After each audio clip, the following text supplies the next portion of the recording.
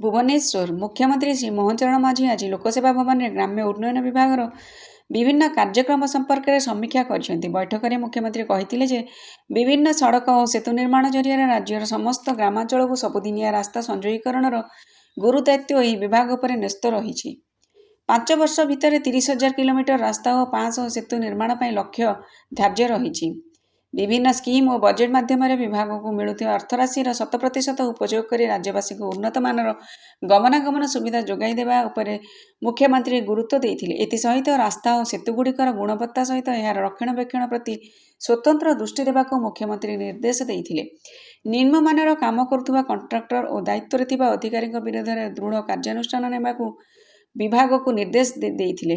पहाड़िया अंचल ग्रामगुड़िकर लोकों गमनागमन पर उत्तम मानर रास्ता निर्माण करने मुख्यमंत्री परामर्श देते।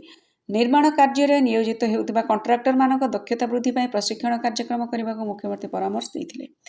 बैठक आलोचनार जमापड़ी प्रधानमंत्री ग्राम सड़क योजन अद्यावधि अनुमोदन प्राप्त 73,984.88 किलोमीटर रास्ता मध्य 70,711.24 किलोमीटर रास्ता निर्माण कर ओडिशा भारत वर्ष में चतुर्थ स्थान हासिल करिछि।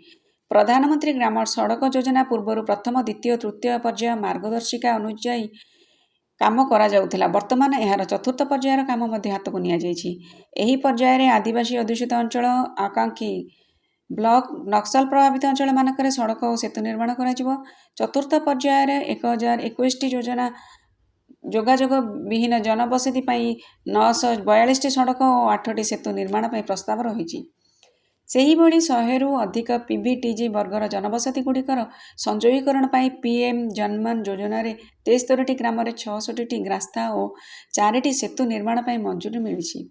मुख्यमंत्री सड़क योजना 2024-25 वर्षर आर्थिक वर्ष में 4,500.30 किलोमीटर रास्ता निर्माण करा बेले 2025-26 आर्थिक वर्ष में 3,469.94 कोटी टंका व्ययबराद 5,000 किलोमीटर रास्ता निर्माण व्यवस्था करा जायछि। सेतु बंधन योजना 2024-25 आर्थिक वर्ष में 186टी सेतु निर्माण करा बेले 2025-26 आर्थिक वर्ष में 300टी सेतु निर्माण करने व्यवस्था करा जायछि।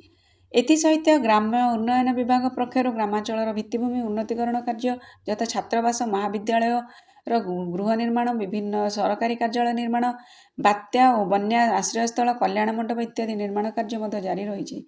2024-25 आर्थिक वर्ष में विभाग पक्षर 451टी विभिन्न कोठाबाड़ी निर्माण कार्य संपन्न होता बेले 2025-26 आर्थिक वर्ष में 1,229टी निर्माण कार्य संपूर्ण करने व्यवस्था करा जायछि।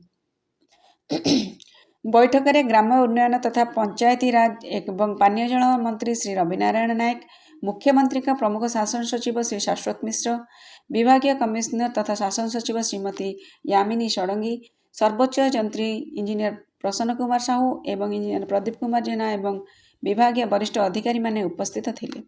समृद्ध ओडिशार